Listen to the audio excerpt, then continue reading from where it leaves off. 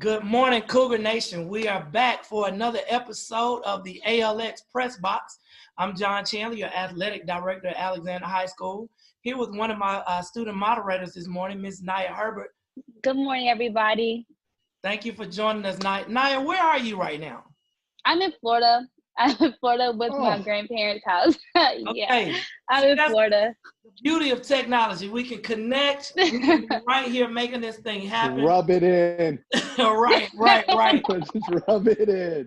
This episode of the ALX Press Box, we are joined by none other than Coach Matthew Combs, the head football coach at Alexander. How you doing, Coach? I'm doing great. Yourself? I see your energy hasn't changed. No, man, I'm living the dream, man. You know me. Whenever I can find a new cliff to jump off and not be prepared with a parachute, you know, I'm taking the plunge, man. So, hey, somebody told me use Zoom and start interviewing people. I said, let's do it. Well, I can tell you my family's excited about it because they're getting tired of me talking to them. You know, I've been following them around. I'm going crazy here, being confined a little bit. I don't like that. Yeah. If you ever see me on a Friday night, I'm up and down that sideline the whole game. Yeah, you're gonna have to pace your front yard a little bit and just fuss at the cars to drive by. Right. So we gonna jump right in, Coach. Tell us a little bit about yourself and your journey to come into Alexander High School. How'd you get here? Well, I'm originally from Arizona. I say that I'm an Army brat, and my dad retired in Sierra Vista, Arizona. Then I went to the University of Arizona, started working out there. One thing led to another. You know, everyone has their story. You hear different stories of how you became a teacher. Mine was I was going to be a sports psychologist. My goal was I was helping Shaq with his free throws. That's what I wanted to do because of the mental aspect of it and having that confidence when you're going into it. So I needed to raise some money because I was paying for grad school myself. And I did a year of teaching. Well, 1 year has led to 19. I never headed out to San Diego State. I was coaching out in Tucson, Arizona, got a call in 2006 to come out to Georgia. I thought the guy was crazy. I said, there's no way. I got this beautiful woman I'm about to marry. Hello. I got some good jobs out there. And so I went back in the house and she said, you know what? You need to go visit it because I don't want 5 years down the road you wondering. So in February of 2006, I flew out here and took a job at Lithia Springs. My wife and I went there for 3 years. Then I went over in 2009, moved over to Alexander in 2010. I got the head job, and I've been there ever since. Right. So a lot of great stories are coming out of these interviews, and all of them have Mr. Nathan Hand in them somewhere. Yeah, all of them have Nathan Hand.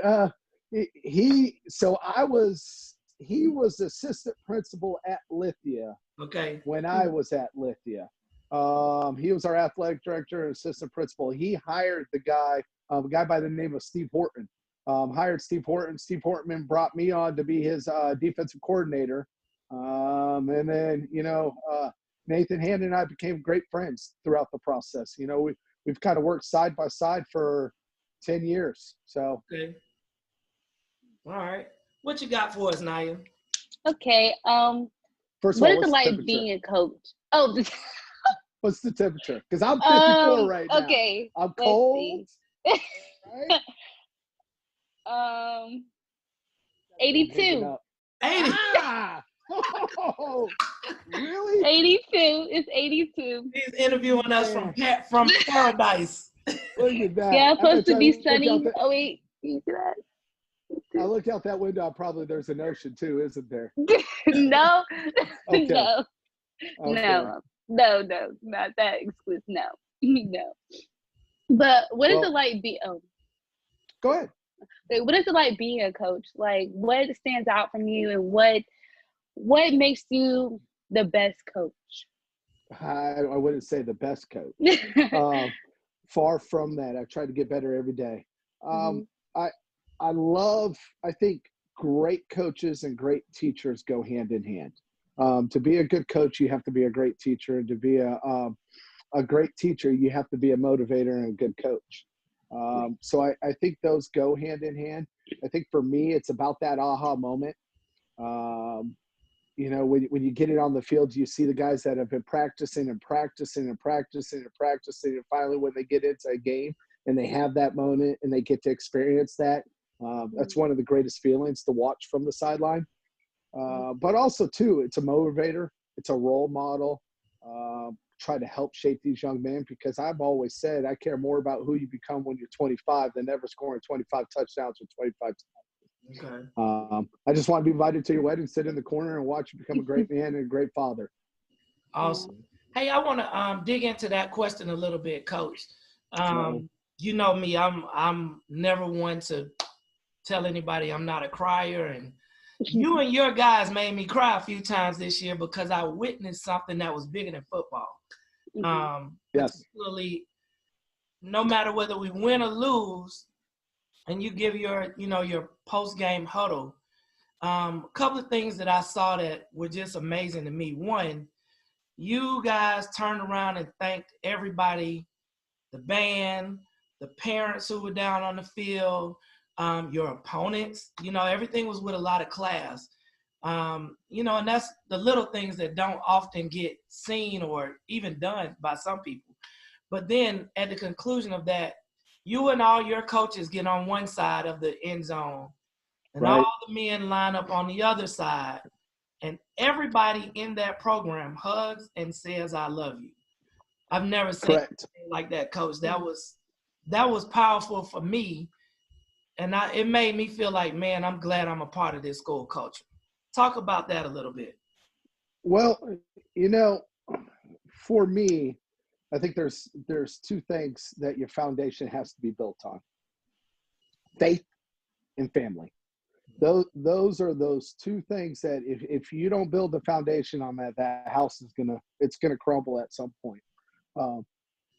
You know, for the time that we spend, every one of those players and every one of those coaches, I consider family. There's nothing we wouldn't do for them. When we go out there and we're competing, we understand that we're competing for each other, but we're also representing our community. And so when we're on that field and at the end, the first thing we do is thank everyone. It's because thank you for being a part of the journey with us. Thank you for being there, celebrating the good times and the bad. Thank you for your support. And we understand that I think before you could become a great individual, you have to understand that it's more than about just yourself. This world's so much bigger, and I think that's what's happening right now. We got to take a moment about it, is appreciate what we do have, appreciate the things that we do have, and appreciate our joys in life. And we spend all the time sitting there looking at the negative. It's going to be a miserable life. You're going to be angry. You're going to be unhappy. You sit there and you always look at where everyone else has. Then you never get to appreciate what you do have. Right. So that's kind of how it all starts. We want to say thank you to our fans for being there. Thank you to our band. We have always said one heart, one team. You know, and we say that's our fans, that's our band, that's our cheerleading, that's our administration, that's our student body. That's just the Alexander way. It's a phrase that's used a lot, the Cougar way, right? Right. It's the Cougar way. That's what it's about. You know, and I think that's why through this right now, we're going to get through this because we can rely on that Cougar way. We face adversity. We can overcome anything, right? As long as we're together, as long as we depend on our faith, and as long as we depend on our family. There's nothing we can't do together. It might take a little time. It might be a different road. It might not be what we wanted for ourselves, but it's what someone else wanted for us. Amen. Right. So I don't know if that answered your question, but at the end, afterwards, it's a long week. We spend all this time preparing for our opponent, but at the end, I want them to know, no matter whether we win or we lose, I love and appreciate every single player on that team, whether they got on the field on Friday night or they stood on the sideline. Every one of them is just as important. True Right. that. True that. Go ahead, Naya. So with football, what stands out about your program? And do you find any connection with your athletes? Like what connects you to your athletes so you can be one as whole and understand what they go through and how they play? Well, I don't know if I'm going to be able to answer the what stands out on the program because, of course, I'm going to be biased on a lot of things, and I see it from within. I care about. I hope when people look at it from on the outside, they see it's a whole bunch of men of character. I hope when they see it on the outside that we want to be our best. We want to support our community. We want to support our other athletic programs. But I think when you're looking on the inside, I think they know each and every one of them, whether it's the coaches or the players, they know that we all care about them and we love them.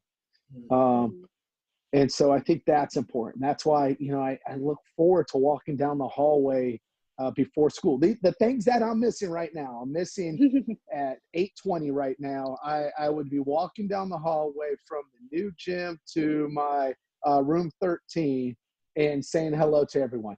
Maybe taking a little pit stop into the cafeteria and talking to that coach's table and listening to Mr. Chandler tell some kind of story, because you never know what story he's going to get stuck on. But he's going to go, and you give that man an audience right now. He's going to tell a story. But then at the lunchtime, when you sit there on the lunch table, I sit out on my red brick, and I miss saying hello to every one of my players. And I miss not only saying hello to every one of my players, but every one of their friends that are walking through those double doors with them. I'm missing those connections right now. So I maybe this is giving a little bit. Good. So let me ask this, Coach. We try to keep our time frame just enjoyable enough for people to want more.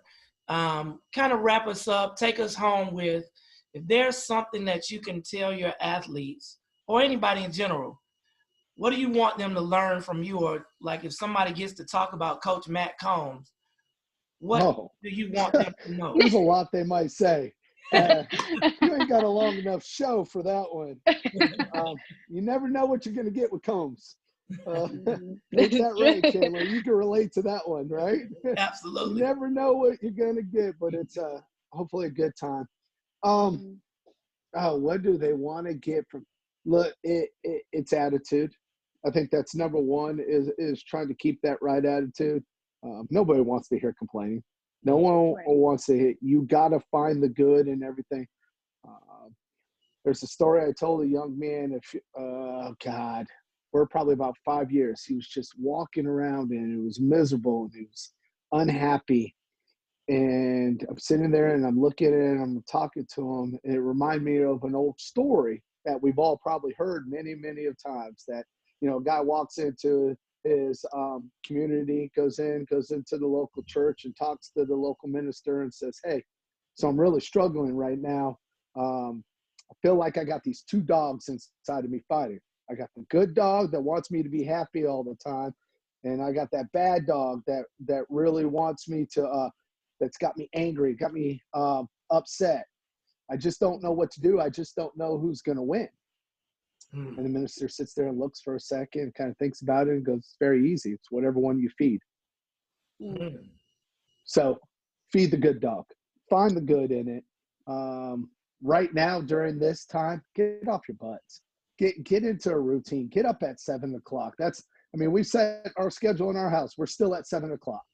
We're still getting up. We're still doing our homework. Matter of fact, I think I've turned on the TV less now than I did when we could watch TV. Right. Turn the TV off. Get back to talking with each other. Read a book. I'm doing puzzles. Work out. Go run. You got to feed your mind right now, because if you sit there, you're going to get into a nasty place. And that's not what we need, because we're going to come out on the other side. We know it. And when we do, we're going to be better for it. And our ALX community is going to be stronger. Amen, brother. Amen.